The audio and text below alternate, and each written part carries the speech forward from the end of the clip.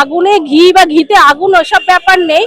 ওনার বক্তব্য উনি বলেছেন, ওনার যে শিক্ষাগত যোগ্যতা সেটা উনি দেখিয়েছেন। এসআইটা বিজেপি কর্মীরা করছে না। ওনার আগে জানা উচিত এসআইটা কি কারা করছে।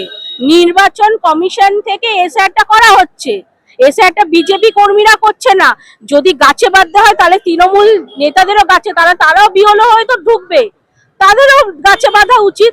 তাহলে যদি বিজেপি একটা কর্মী গাছে বাঁধা হয়, তৃণমূল কর্মীরাও গাছে বাঁধা, কারণ ওরাও তো বিহলো হয়ে বাড়ি বাড়ি যাবে, তাই না? আর আপনি কি হিসেবে বলছেন যে বিজেপি কর্মীদের গাছে বাঁধবেন?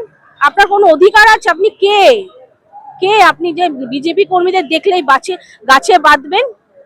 আপনি বিজেপি কর্মীদের গাছে বাঁধবেন, সাধারণ জনগণ সেই গাছ থেকে বিজেপি কর্মীদের উদ্ধার করে নেবেন।